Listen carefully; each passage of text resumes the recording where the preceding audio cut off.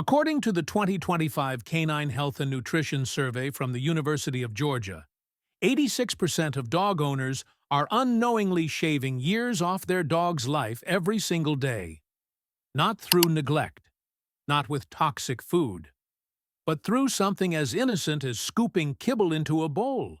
Something you probably did this morning. What if your dog's daily feeding routine is silently damaging their health from the inside?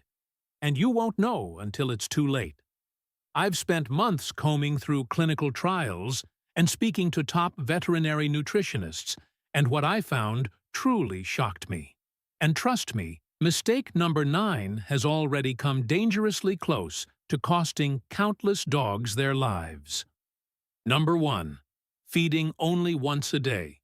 It sounds efficient, routine, maybe even traditional. You wake up, fill the bowl, and that's it.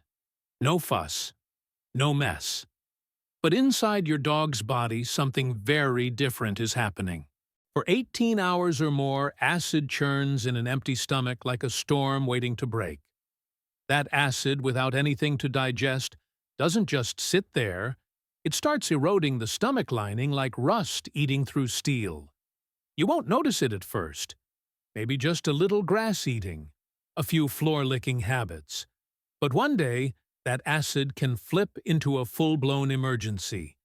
Veterinarians have a name for it, gastric dilatation volvulus, GDV. It's a stomach twisted in on itself like a wet towel wrung too tight. It can kill a dog in hours. And guess what? One of the major risk factors is long fasting periods followed by activity. You might think you're doing your dog a favor by keeping it simple. But ask yourself, does simple mean safe? The Dog Aging Project studied over 10,000 dogs and found something fascinating. Dogs fed once daily had slightly better cognitive scores, but only under very specific conditions, like low activity and consistent rest cycles. For working breeds, senior dogs, or pups with even moderate energy, one meal isn't enough. Their system needs steady fuel, not starvation. Imagine a campfire. It burns steady when you feed it, kindling throughout the day. But let it go cold and try to relight it. It struggles. That's your dog's metabolism. And every skipped meal is like letting the fire go out. So if your dog's only eating once a day, it's time to rethink. Split their food. Morning and evening. Same amount. Better rhythm. And just like that, you've already added months, maybe years, to their life. Now let's talk about what that bowl you're using is actually doing to their brain. Number 2. The bowl. Just a plain metal or plastic dish sitting in the corner of your kitchen. Reliable. Clean. Routine. But here's the question no one's asking, what's that bowl really doing to your dog's brain? Picture this. In the wild, a dog's ancestors spent hours every day hunting, sniffing, problem-solving, working for every bite of food. Their meals were missions, mental workouts that sharpened their instincts and kept their minds alive. Now imagine all of that replaced by a 30-second scoop and swallow. Every day. Same place. Same routine. Same nothingness. That quiet little bowl, it might be killing more than just boredom. Studies from Yale's Canine Cognition Lab show dogs without feeding enrichment have elevated cortisol levels, the same hormone linked to stress and depression. Their brains stop firing. Their behavior shifts. They become anxious, destructive, even withdrawn. And you wonder, why is my dog acting off lately? Could it be the bowl? You wouldn't ask a retired firefighter to sit in silence all day after years of adrenaline and purpose. So why ask your dog to stare at a wall while food drops into a dish? There's a better way. Scatter kibble in the yard. Hide it inside a towel. Use a puzzle feeder that makes them think, solve work. Give them back the hunt, even if it's just for breakfast. Your dog doesn't need ease. They need engagement. Because a tired body sleeps. But a tired mind, that's peace. And speaking of peace, what if that extra scoop you're adding, just to be nice, is doing the opposite? Let's talk about that. Next, number 3. Overfeeding without even realizing it. You scoop the food, maybe add a little extra, just a touch more, because they looked hungry, or because that tail wag made you feel like a hero. It feels like love, doesn't it? That extra scoop, that full bowl. But here's the truth. Sometimes love wears the wrong uniform. Think about this. If your dog is 20 pounds overweight, that's not like you gaining 20 pounds. That's like strapping a full backpack to their back every hour of every day. Their joints feel it. Their heart works harder. Their lungs strain. Their years shrink. The Association for Pet Obesity Prevention found that nearly 60% of American dogs are overweight. That's not an epidemic. That's a silent padded cage we're building one scoop at a time. And here's the part no one talks about. Most owners don't even know it's happening. Because weight gain in dogs is slow. It hides in the chest, the neck, the belly. Until one day, they can't jump into the truck anymore. Until the stairs become a battle. Until the vet starts talking about insulin. So here's the question. Are you feeding with your heart? Or with your head? Grab a measuring cup. Know your dog's weight. Adjust slowly, like tuning an old radio, until the station comes in clear. Because your dog doesn't need more food. They need more years. And if you think you're being generous now, wait until you see what exercise right after dinner could really cost them. Number 4. Walking your dog right after a meal. It sounds wholesome, even responsible. You feed them, leash them up, take a stroll. Maybe it's your morning ritual. Maybe it's how you two bond. But inside their body, it's not bonding. It's a brewing storm. Imagine shaking a soda can, then opening it. That's what's happening in your dog's stomach when they eat and then move. Their belly fills with food and gas. If they twist wrong or leap too soon, the stomach can flip literally. It's called GDV, gastric dilatation volvulus, and it doesn't give you a second chance. You might notice the signs too late. A bit of pacing, a failed attempt to vomit, a little drooling. But when that stomach twists, blood supply cuts off. The clock starts. 2 hours, maybe less. And the emergency vet may not even be close. Purdue's vet school found that one of the top triggers for GDV is exercise after meals, especially in larger breeds. But it can happen to any dog. A beagle, a mutt, yours. So ask yourself, are those few minutes saved worth the risk? Walk first. Feed second. Or if dinner comes first, let them rest. Let them settle. Let the engine cool before you take it out on the road again. Because peace isn't just in the moment. It's in knowing you gave their body the rhythm it needs to stay alive.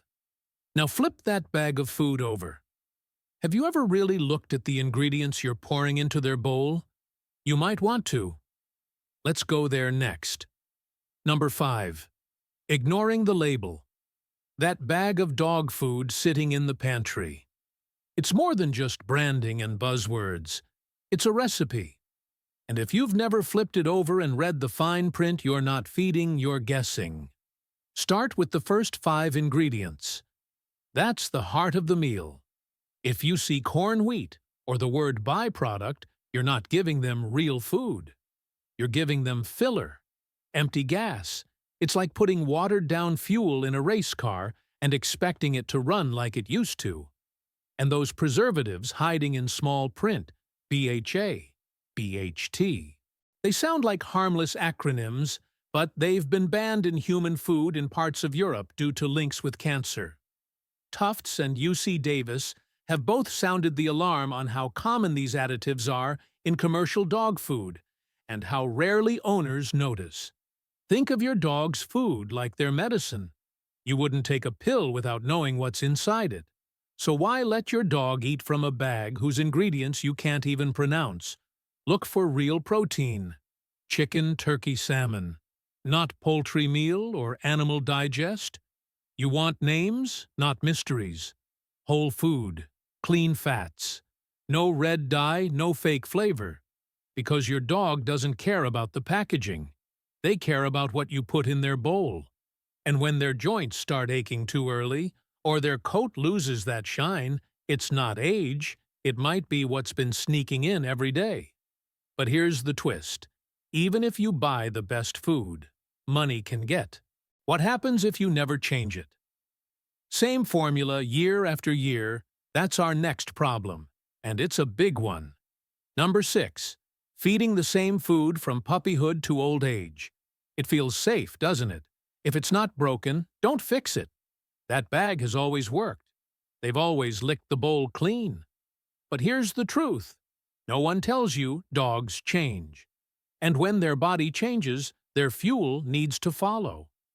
A 6-month-old pup is a machine in overdrive building muscle, stretching bone, developing like wildfire. They need high protein, higher calcium, more calories per pound than you'd imagine. But fast forward a few years. That same formula turns from fuel to burden. What once built bone now pads fat. What once gave energy now feeds inflammation. You wouldn't give a toddler the diet of a marathon runner. And you wouldn't feed a retired vet the same meal plan as a 20-year-old soldier. Why do it with your dog? The Journal of Veterinary Medicine showed that dogs fed according to their life stage, puppy adult senior lived significantly longer and had fewer chronic conditions. Why? Because their bodies weren't forced to digest what they didn't need. The food served them, not stressed them. But most owners miss the signs. Slower walks, extra naps, a little weight around the middle.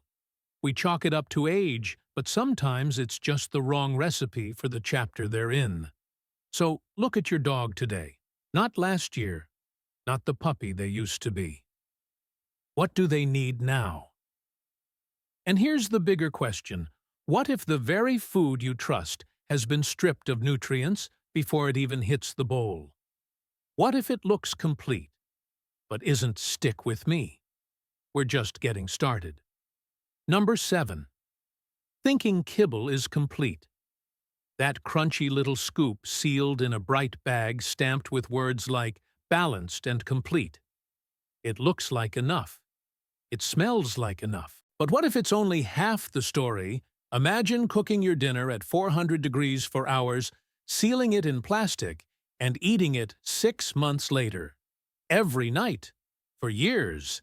That's what processed kibble really is. And during that high-heat process, up to 60% of delicate vitamins, like A, E, and omega-3s, are destroyed. What's left is shelf-stable. But is it life-stable? The Journal of Animal Physiology found that extreme heat in pet food production doesn't just reduce nutrients, it creates advanced glycation, end products, or ages. These compounds have been linked to inflammation, organ stress, and faster aging. You may not see it today, but 5 years from now, it shows. Now here's the good news. Purdue University ran a 10-year study and found that dogs who ate fresh vegetables just 3 times a week had a 90% lower risk of developing certain cancers. Not a miracle. Just real food. Just a little color in the bowl. Think green beans, carrots, blueberries. Lean meats gently cooked. You're not replacing kibble. You're upgrading it like turning an MRE into a home-cooked meal.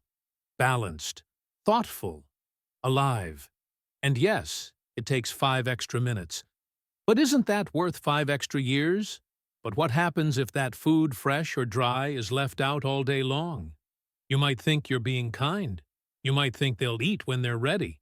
But what you're really building is a trap. Let's talk about that next. Number 8. Leaving food out all day. Maybe it feels generous. Maybe it's easier. You think she'll eat when she's hungry, and that full bowl becomes part of the furniture. A comfort. A routine. But what if I told you that same bowl sitting there hour after hour is quietly unraveling everything her body's trying to protect? Dogs aren't grazers. They're not cows. Their systems were built for rhythm, hunt, eat, rest. But when food is always available, insulin stays high, digestion never rests, and the body slips into constant storage mode. Fat piles on quietly. Hormones get out of tune. And over time, the damage settles in places you can't see: pancreas, kidneys, metabolism. The University of Copenhagen studied over 1,500 dogs and found that free-fed dogs had a 3 times higher risk of diabetes and significantly more cases of pancreatitis. Not because they ate more, but because their bodies never had a break. And here's the kicker: when food is always there, you lose track. Did they eat less today? Are they off their appetite? Are they sick? You won't know until it's serious. Think of feeding time like a conversation. You offer. They respond. You listen. That rhythm tells you how they're feeling if you're paying attention. So switch it up. Scheduled feedings. Twice a day. Put it down. 15 minutes. Then lift it. No guilt. No guessing. Just clarity. Because when food becomes background noise, it stops being fuel. And now that you're in control again, let's tackle one of the most emotional mistakes: those table scraps you think are harmless, but might be a loaded gun. Number 9, feeding from the table. Just a little bite of steak, a piece of bacon, some leftover chicken skin. It feels harmless. It feels loving. That face staring up at you, those eyes that know exactly when you're most likely to break. And maybe you do, because how could one small piece hurt? But here's the truth. It's not about the piece. It's about what's on it. The garlic powder in the sauce, the onion from the gravy, the salt, the fat, the butter. These things that make our food delicious, they make your dog's body panic. The ASPCA gets over 180,000 calls a year about dogs poisoned by human food. Not just chocolate or grapes, but things most of us don't even think twice about. A lick of peanut butter with xylitol, a piece of rotisserie chicken soaked in seasoning, even a small bit of stuffing left on the floor can turn toxic. You won't always see the signs right away. The damage can be slow, quiet. A buildup of liver enzymes, stomach upset that looks like anxiety, red blood cells breaking down without a sound. Until one day your dog collapses and the vet's asking what they ate. I get it. Saying no is hard, especially when they've been your shadow for years. But love isn't giving in. Love is drawing the line. So next time those eyes beg you from under the table, ask yourself, am I feeding them or failing them? And even if the food is perfect, carefully chosen, prepped with care, there's still one moment where everything can go wrong. It's not what you feed. It's how fast they eat it. And what that does is where we're headed next. Number 10. Switching food too fast. It starts with good intentions. Maybe you've finally found a better brand one with cleaner ingredients, or your vet recommended a new formula. You toss the old bag, fill the bowl with something new, and feel proud, like you've taken a step forward. But for your dog's stomach, that sudden change isn't progress. It's a crash. Inside your dog lives a microscopic army, trillions of gut bacteria trained for one mission: to break down the exact food they've been eating. When you change that food overnight, it's like firing the whole crew and hiring strangers with no map. Chaos unfolds. The result? Vomiting, diarrhea, appetite gone, confusion in their eyes, as if asking, "What did I do wrong?" The University of Illinois ran a study and found that 78% of dogs experience digestive distress when food is switched abruptly. Not because the food is bad, but because the bacteria inside weren't given time to adapt. Think of their gut like a small town. You don't replace every shop overnight. You ease in new stores, let the community adjust. Same with food. Day 1, 75% old, 25% new. Then slowly shift over a week. Rushing doesn't mean caring more. It just means you didn't give their body time to catch up with your heart. So, before you change their diet, pause. Plan, transition, and now that you know the 10 biggest mistakes, maybe it's time to look at your routine with new eyes. Because sometimes the smallest change in how we feed becomes the biggest gift in how long they stay. You've seen the mistakes. Maybe you've made a few. We all have. Not out of neglect, but out of love. Because no one hands you a manual when you bring a dog home. You figure it out as you go, learning through tail wags and quiet sighs through the way they look at you like you're their whole world. Because you are. But now, you know more. Now you understand that every scoop, every routine, every little thing adds up. And those small decisions, they shape the years ahead. You've served your family. You've served your job. You've stood through storms most people wouldn't understand. And now it's your turn to serve them better, smarter, with intention. Maybe your dog is curled up at your feet right now, breathing slow, trusting you without question. Maybe they're gone, and this is your way of honoring them. Either way, what you do next matters. So, here's what I'm asking. Subscribe to this channel. Not for the numbers, for the knowledge, for the dog that's waiting by the door, for the one that never left your side. Because every video here is made to give you more tools, more insight, more time. And if this helped you, share it. One video can save a life. One click can change everything. They'd give their whole life for you. The least we can do is make sure that life is long, healthy, and full of love.